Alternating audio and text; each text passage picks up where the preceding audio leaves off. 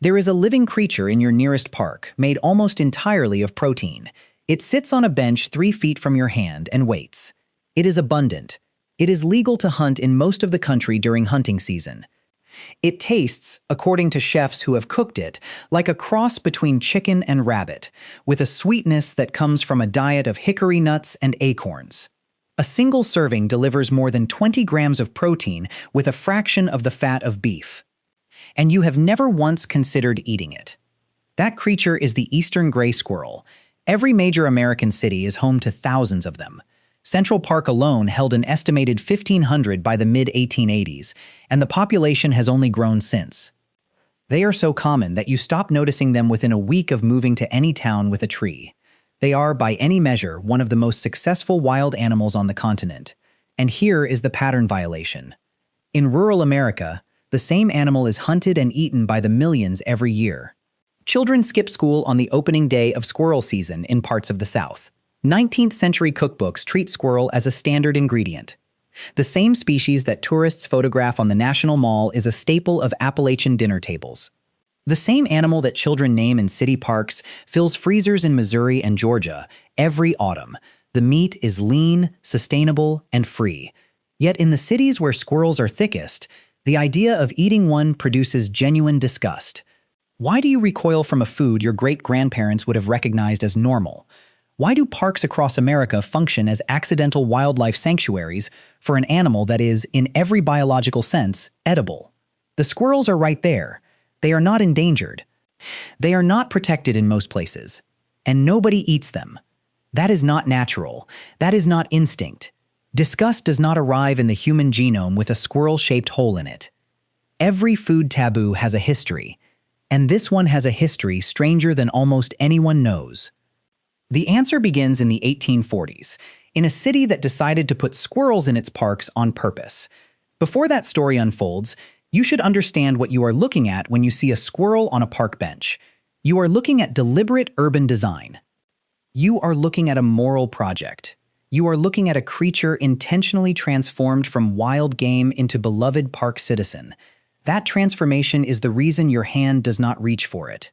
The story of why you do not eat squirrels is not a story about food at all. It is a story about how cities decide what nature means. It is a story about how class shapes your palate. And it is a story about how a taboo built over 150 years now runs so deep that you cannot feel it working. Consider the scale of what you are ignoring. The eastern gray squirrel population in the United States is estimated in the hundreds of millions. They exist in every state east of the Mississippi and in most states west of it. The squirrels in your nearest park are not visitors from the countryside. They are descendants of animals deliberately carried into the city and released. City parks function as accidental wildlife sanctuaries. There are no predators to speak of. There is no hunting pressure. And a reliable food supply comes from human hands. Urban squirrels live longer, eat better, and breed more successfully than their forest cousins. The same animal that scatters at your approach in deep woods will walk directly toward your hand in a city park. It has learned that humans are not predators. It has learned that humans are food dispensers. That trust is not natural. It was trained into generations of urban squirrels by the people who deliberately put them there, fed them, sheltered them, and protected them from harm. Here is the uncomfortable question that follows. If the squirrel trusts you, and you have been taught to trust the squirrel, what happens to the ancient human knowledge that this animal is food? It does not vanish. It gets buried. It gets renamed as disgust. Think about how strange that is. A food source that is abundant, legal, and nutritious sits in front of you every day, and your first instinct is to find it repulsive. That response had to be built. Your disgust is not a biological fact. It is a cultural inheritance. It was passed down through generations of city living, reinforced by every children's book that portrays a squirrel as a friend. It was reinforced by every cartoon that gives a squirrel a name and a personality. It was reinforced by every park visitor who reaches into a pocket for a peanut. The rural hunter who dresses a squirrel in his kitchen feels no disgust. The Appalachian grandmother who fries squirrel the same way she fries chicken feels no disgust. The difference is not in the animal, but in the story each person has been told about what the animal means. That story begins in a specific place, at a specific moment, with a specific decision made by specific people who believed they were doing something noble. They were not trying to create a taboo. They were trying to create a better city.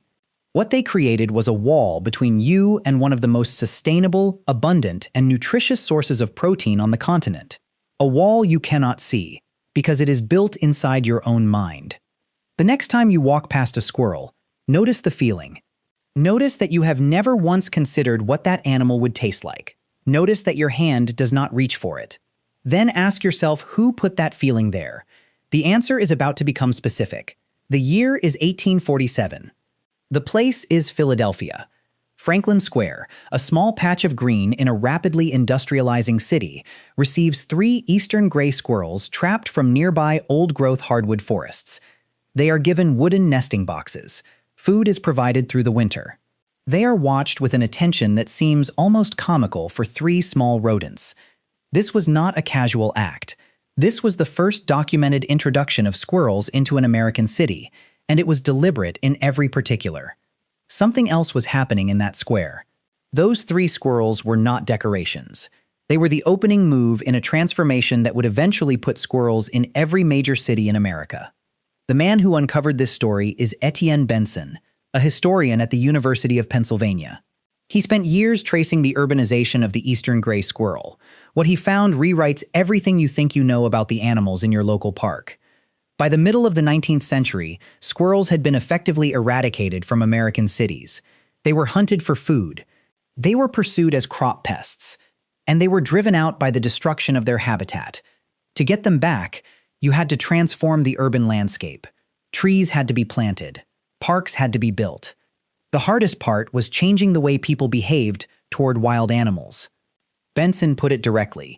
To end up with squirrels in the middle of cities, you had to transform the urban landscape by planting trees and building parks and changing the way people behave. People had to stop shooting squirrels and start feeding them. That reversal did not happen by accident.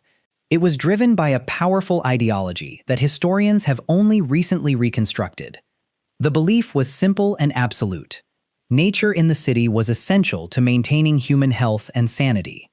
The industrial city of the 1840s was a brutal place. Workers labored in factories for 12 and 14 hours a day. They lived in crowded tenements with no access to fresh air or open ground. They had no way to travel to the countryside for leisure or relief. The park was designed as their escape. The squirrel was designed as the park's living heart. Benson describes the squirrel as a rural icon, imported into the city to create a bucolic atmosphere that was entertaining, enlightening, and salubrious. For the working poor, these squirrels were possibly the only wildlife they would ever encounter. The response was immediate and enthusiastic. One visitor to the early squirrel parks remarked that it was a wonder squirrels were not in the public parks of all great cities. That wonder became a movement. The movement had consequences that nobody in 1847 could have predicted. Because if you put squirrels in a park and feed them by hand, you are teaching the public something. You are teaching them that this animal is not food. You are teaching them that this animal is a neighbor.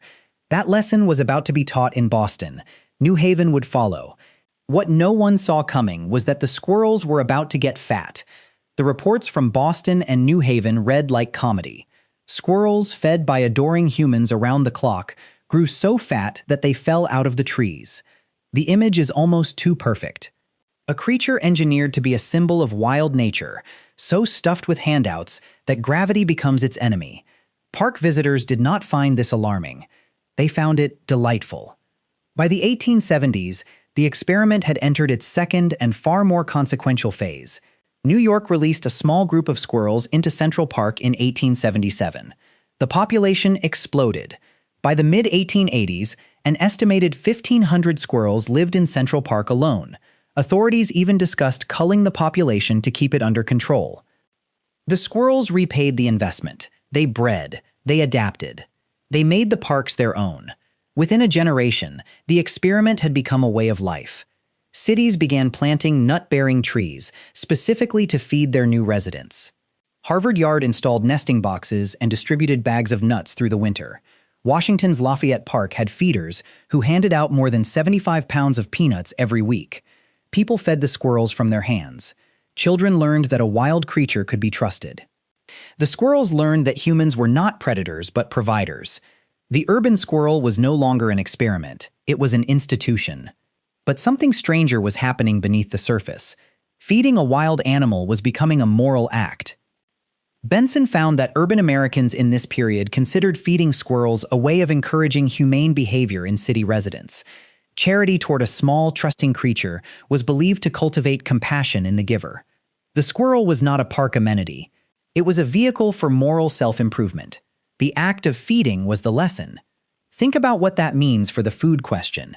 You cannot eat a creature you are morally obligated to protect. You cannot skin an animal you have been taught to feed by hand. The transformation was not accidental. It was the explicit goal of urban reformers who believed the presence of gentle wildlife would improve the character of the working poor. The squirrel's readiness to trust humans made it the ideal recipient of human charity. Security guards were assigned to protect the squirrels. City residents even condemned the animal's natural predators as a threat to the community's harmony. By the 1880s, the transformation was nearly complete in America's cities. The squirrel had been rebranded from game animal to beloved citizen. And the reformers were not finished. They had changed what adults did with squirrels. Now they turned their attention to what children believed about them. The next generation was about to receive a specific education. That education had a name. Ernest Thompson Seton. Seton helped found the Boy Scouts of America, and he proposed something that sounds almost absurd today. He wanted to use squirrel feeding as a deliberate tool to cure boys of their tendency toward cruelty. The logic was elegant. A boy who learned to care for a small, trusting creature would learn compassion. A boy who fed a squirrel by hand could not also torment it. The squirrel was not a pet and not prey. It was a moral instrument. Seton believed nature itself was the best teacher of virtue. A wild creature eating from a child's hand was worth more than any sermon. Seton's vision did not stay confined to scouting. Urban reformers adopted the same philosophy with religious fervor. Feeding squirrels became a civic duty, a small act of charity believed to cultivate compassion in the giver. The squirrels themselves were suited to the role. They approached humans without hesitation. They took food from outstretched hands. They flourished in the heart of the city. The historian Etienne Benson described what happened next in stark terms. The gray squirrel helped reshape the American urban park into a site for the performance of charity and compassion for the weak. Children learned that compassion was a practice, not a feeling. Here is where the transformation becomes darker. A creature you feed by hand cannot be eaten. A creature you protect as a community member cannot be hunted. The moral lesson was not only about kindness. It was about drawing a line between the animals you eat and the animals you cherish. The line was drawn with remarkable speed. Children who fed squirrels in the 1880s became adults who could not imagine eating one. The lesson was absorbed not through lectures but through habit. The next generation was being shaped without knowing it. Squirrels became naturalized members of the urban community. They were given names and watched over. They were mourned when they died. For city residents with no pets and no countryside, squirrels were the only wild animals they would ever know. Researchers have described them as temperate zone primates, the closest thing to a monkey most city dwellers will encounter. That intimacy did something profound. It was the closest many would come to wildness, and wildness, in this form, was something to protect rather than consume. It turned a game animal into a neighbor, and a neighbor is not food.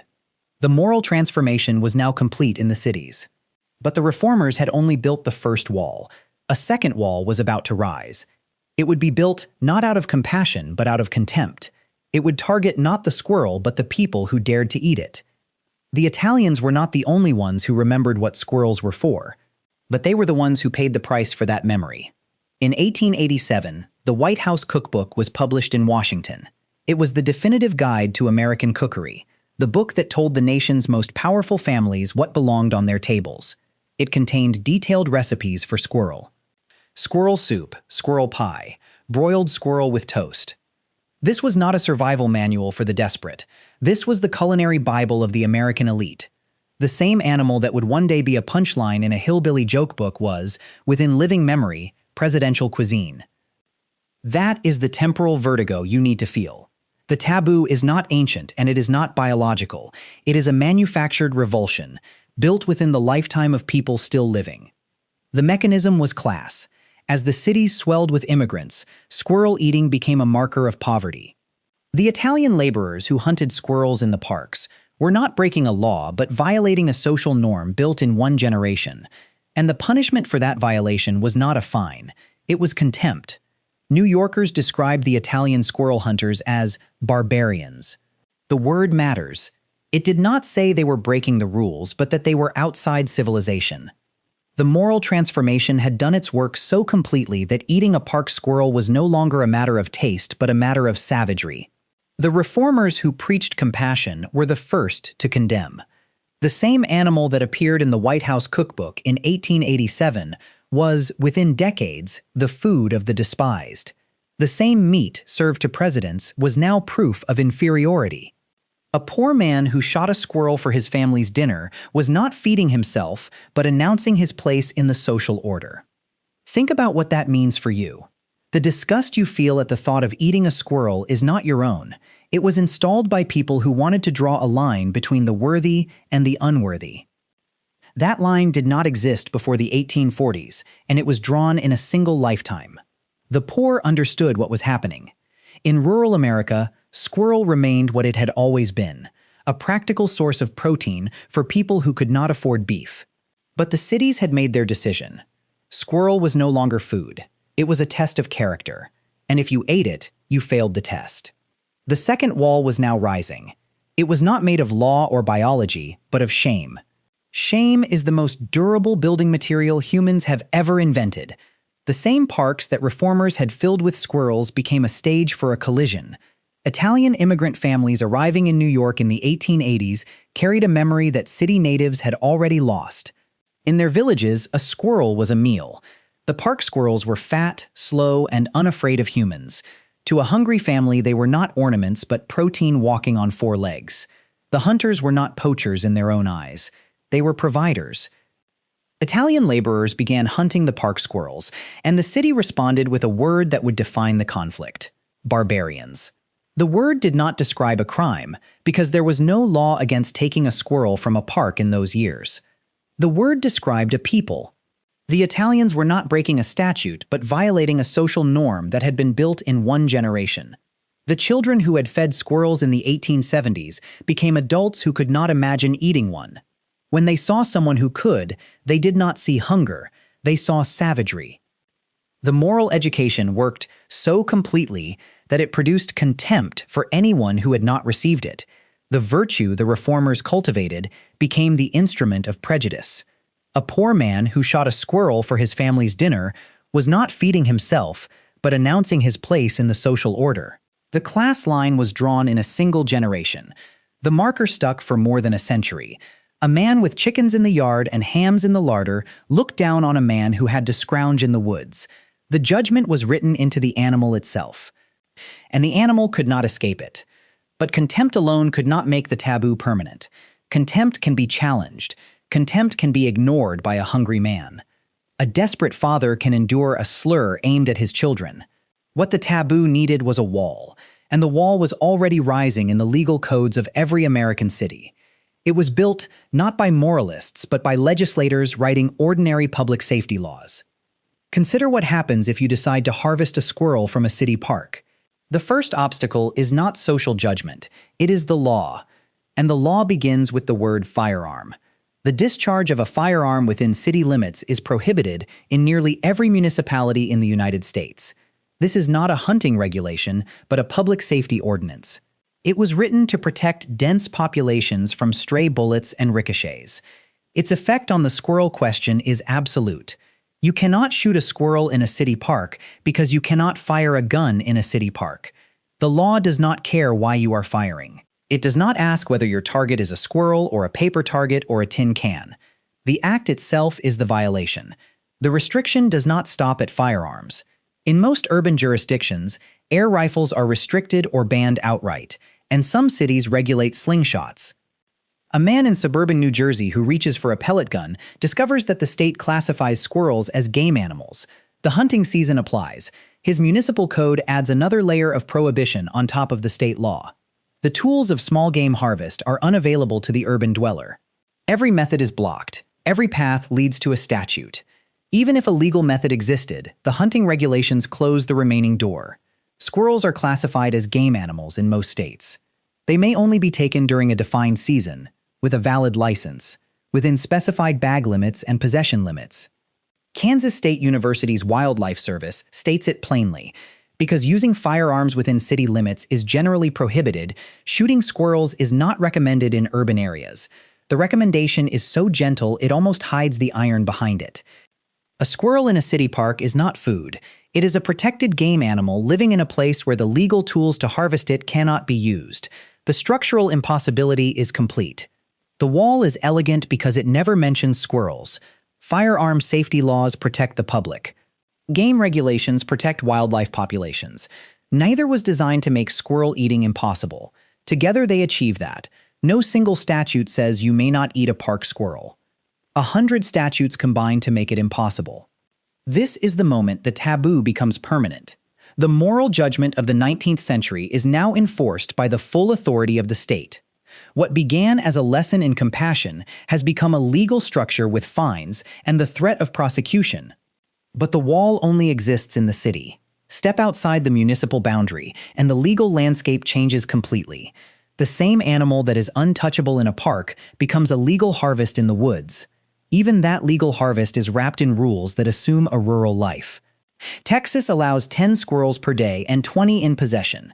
Massachusetts opens its gray squirrel season on the first Tuesday after Labor Day and closes it on the last day of February. Missouri permits fox and gray squirrels from the 1st of June through the end of December. These are the mechanics of managed harvest, written for hunters with licenses, shotguns, and 1,000 acres of woods. They contemplate a landscape of oak ridges and creek bottoms, of hickory stands and walnut groves. They do not contemplate a man with a pellet gun on a suburban deck. The rural hunter buys a license at the hardware store and checks the season dates. He drives to public land and walks the ridges until he hears the chatter of a squirrel in the canopy. Then he takes his limit home and makes stew. Every step is legal. The city dweller who wants to eat a park squirrel cannot complete a single step. There is no license that grants permission. There is no season that opens. There is no method that is legal within city limits. The wall is complete because it is layered. Firearm discharge laws block the method. Game classifications block the season. License requirements block the actor. Bag limits block the quantity. Each layer is ordinary and defensible. And each layer, stacked on the others, makes the harvest of a park squirrel structurally impossible. No legislator ever voted to make squirrel eating taboo. No statute names the animal as forbidden food. The taboo was built by accident, layer by layer, by well-meaning rules that never once considered the question of dinner. That is the signature of a durable taboo. It does not announce itself. It hides inside other structures. It feels like the natural order of things because it has been woven into the legal fabric so completely that no seam is visible. You do not see the wall. You only see the boundary of your own disgust. The rural hunter still eats squirrel. The city dweller cannot. The same species, the same meat, the same nutritional value, separated only by a municipal boundary drawn on a map. One man's dinner, another man's pet. And yet the taboo feels natural, ancient, like instinct. That feeling is the most important piece of evidence in this investigation. Because if a taboo this recent can feel this permanent, the machinery that built it deserves a closer look. The moral reformers built the first layer. The class prejudice built the second. The law built the third. And the fourth layer is the one you carry inside your own body. It reaches directly into your nervous system. It is the layer that makes your stomach turn at the thought of squirrel meat. It is the layer that no statute could ever create and no ordinance could ever enforce. It is the layer that completes the wall from the inside. The medical fear. The medical fear begins with a parasite. Trichinella spiralis is a roundworm that lives in the muscle tissue of wild game, including squirrels. If the meat is undercooked, the larvae hatch in the human intestine and migrate through the body. The disease is called trichinosis, and it was a genuine threat in the 19th century. The fear of trichinosis had haunted American kitchens for decades through pork. The parasite was the reason generations of cooks were taught that pork must be cooked until well done. Squirrel inherited that suspicion by association. But the parasite has a simple weakness. Thorough cooking destroys it completely. An internal temperature of 160 degrees Fahrenheit kills every larva. Rural hunters have known this for generations. The knowledge is passed down with the recipes. The city dweller never learns it, because the city dweller never needs it. The second medical fear is stranger and far more potent. In the 1990s, neurologists Joseph Berger and Eric Weisman published a paper in the Lancet, one of the most respected medical journals in the world. They reported a small cluster of cases in Kentucky involving a rare and terrifying condition. The patients had eaten squirrel brains. The doctors suggested a possible link to spongiform encephalopathy. That is the family of prion diseases that destroys brain tissue. It is the same class of illness behind mad cow disease. The media dubbed it mad squirrel disease. The paper was based on a handful of cases. It offered a suggestion, not proof. The medical community never confirmed a causal link. The damage was done anyway. The word prion entered the public imagination. The image of a squirrel carrying a disease that could unravel the human brain was impossible to forget. The taboo now had a biological justification that felt absolute. No statute was needed. No reformer was needed. The fear lived inside the body. Here is the contradiction that matters. Rural hunters in the American South have eaten squirrel for centuries. They harvest the same species from the same forests. They clean the animals with the same knives and cook them in the same iron pots. Their rates of parasitic infection are not elevated. Their rates of neurological disease are not elevated. The rural hunter knows the animal is safe when handled correctly. The city dweller knows nothing except the fear. He has never cleaned a squirrel. He has never cooked one. He has only seen them beg for peanuts in the park and raid trash cans. He has absorbed the quiet assumption that a park squirrel is a different creature from a forest squirrel, dirtier and riskier, touched by the city. That assumption has no basis in biology. The park squirrel and the forest squirrel are the same species, eating the same nuts, carrying the same parasites in the same quantities. The difference lives entirely in the eye of the beholder. That fear is the final layer of the wall. It is the layer that makes the taboo feel like instinct rather than history. No statute created it. No reformer preached it into existence. It entered the body directly, through the oldest warning system a human possesses, the fear of eating something that could kill you. The knowledge that keeps the rural hunter safe is not secret. It is passed down with the recipes, the way every culture passes down the handling of its traditional foods. Cook it thoroughly. Clean it immediately. Never touch the brain. The fear is so powerful because it does not argue. It does not present evidence. It turns the stomach and closes the throat. But the fear is also the most fragile layer of the wall. It depends entirely on ignorance, and ignorance can be cured. The rural hunter does not feel the fear. The chef who cooks squirrel for a living does not feel it. The conservationist who urges the public to eat gray squirrels does not feel it. They know what the city dweller does not know. They know the animal is safe when handled correctly. They know the meat is sweet and nutty from a lifetime of acorns and hickory. They know the fear is a story told by people who have never held a squirrel in their hands. That raises the question the medical fear cannot answer. If the fear is so powerful, why does it vanish the moment you cross the city limits? Why does the same man who would never touch a park squirrel happily eat squirrel stew at his grandmother's table in the country? Why is the same animal a source of deep disgust on one side of the road and a source of dinner on the other?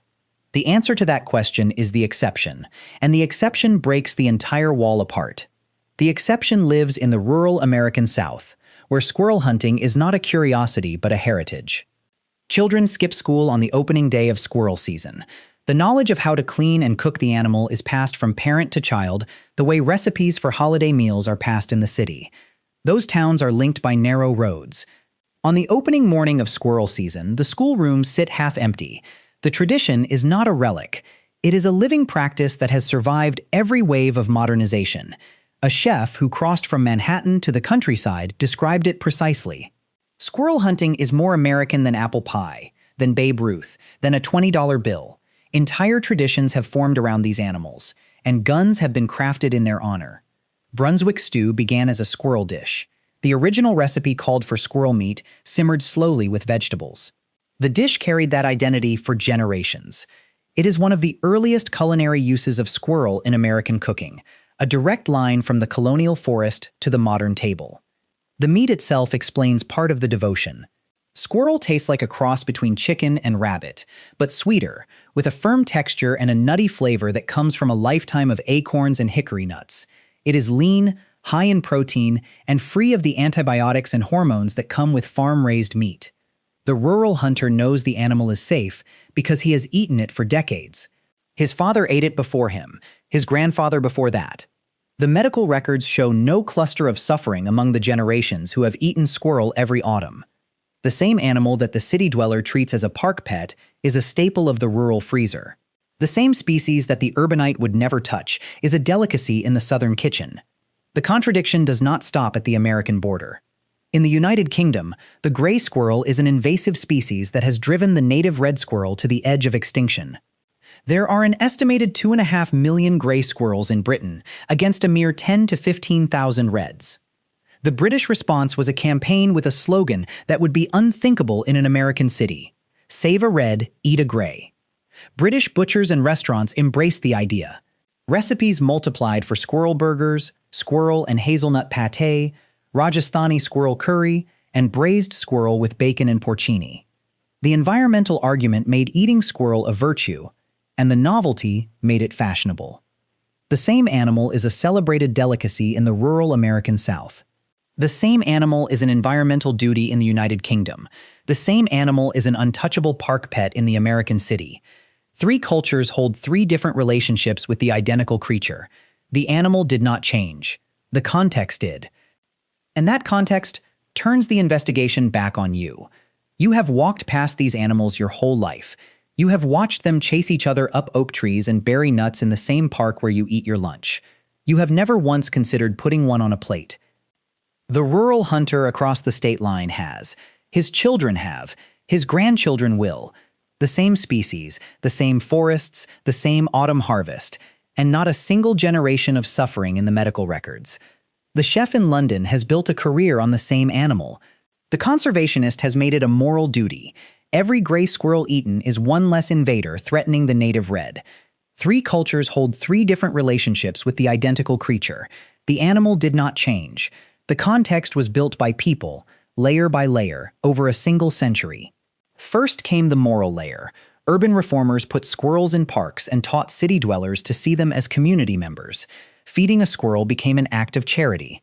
Ernest Thompson Seton wanted to use squirrels to cure boys of cruelty. Then came the class layer. Squirrel became poverty food, the meat of immigrants and rural poor. The same animal that had appeared in the White House Cookbook of 1887 became something respectable people did not discuss at dinner. Then came the legal layer. Firearm discharge laws made it impossible to harvest a squirrel in a city. Hunting seasons and bag limits turned a daily food source into a regulated sport. Then came the medical layer. Parasites, trichinosis. A paper in the Lancet about mad squirrel disease. The fear settled into the body, and the taboo finally felt like instinct. 4 layers, each one built by human hands, each one reinforced by human habit. Each layer was absorbed by children who never learned that the wall was ever built. The wall now surrounds not just the squirrels in the park, it surrounds your kitchen, your plate, your stomach, your sense of what is food and what is not food. The same machinery that made the park squirrel untouchable tells you that a cow is food, but a dog is family. It tells you that a pig is bacon, but a horse is a companion. It tells you that a rabbit is dinner in France and a pet in America. None of those judgments are biological. All of them are walls. All of them were built by the same process that built the wall around the squirrel. The exception proved the rule was never natural. When the wall is removed, the fear evaporates and the disgust fades. The animal becomes what it always was: food. That is the answer to the question that opened this investigation. But it is not the end of the story. The same machinery that built the wall around the squirrel is still running in your kitchen, and it is about to show you how it works. The machinery in your kitchen works the same way it worked in the park. It assigns roles to animals, and then it makes those roles feel permanent. You did not decide that a cow is food. You were born into that decision. You did not decide that a pig is bacon. You were born into that decision too. You did not decide that a dog is family. You were born into that decision as well. Every one of those assignments was built by the same 4 layers that built the wall around the squirrel. A moral layer made some animals worthy of protection. A class layer made other animals the food of the poor. A legal layer made harvesting impossible. A medical layer made disgust feel like instinct. The animal never changed. The cow was not always food. In 18th century India, the cow was sacred. In modern America, the cow is a hamburger. The pig was not always bacon. In ancient Egypt, the pig was associated with the god Set and was avoided. In modern America, the pig is the second most consumed meat on the planet. The horse is a companion in your stable and a meal in a Parisian bistro. The rabbit is a child's pet in your neighborhood and a Sunday stew in a Tuscan kitchen. The dog is family in your home and a menu item in a market in southern China. None of those differences are biological. All of them are walls. You have been maintaining those walls your entire life without noticing. Walk through a grocery store and you will see the walls in aisle after aisle. The beef section is a monument to one wall. The pork section is a monument to another. Every time you order a burger, you reinforce the wall that says cow is food. Every time you pet a dog, you reinforce the wall that says dog is family. Every time you feel a flash of disgust at the thought of eating squirrel, you reinforce the wall that the 19th century built. The rural hunter who eats squirrel is not a different kind of person. He is the same kind of person, born on the other side of a different wall. The British chef who serves gray squirrel is not a revolutionary. She is a professional who found a wall that says vermin, and she built a career on the other side. The walls are not permanent. They were built, and they can be unbuilt. They were made by people, and they can be unmade by people. The disgust you feel is not yours. It was given to you. It was installed in you by people who died long before you were born, and you have been carrying it every single day. You have been carrying it so faithfully that you mistook it for your own, and that is how the wall survives. A wall that is seen can be questioned. A wall that is mistaken for nature cannot. But now you have seen it. All 4 layers are visible now. The moral reformers who made the squirrel a creature of charity, the class prejudice that turned squirrel eaters into barbarians, the laws that made harvest impossible, the fear that made disgust feel like instinct. You have seen the same machinery running in your own kitchen. The cow is food. The dog is family. The pig is bacon. The horse is a companion. The rabbit is dinner in France and a pet in America. None of those judgments are biological. All of them are walls built by the same 4 layers. The animal never changed. The wall moved. What moved once can move again. That is the answer to the question that opened this investigation. The parks are full of squirrels because they were put there deliberately. You do not eat them because you were taught not to.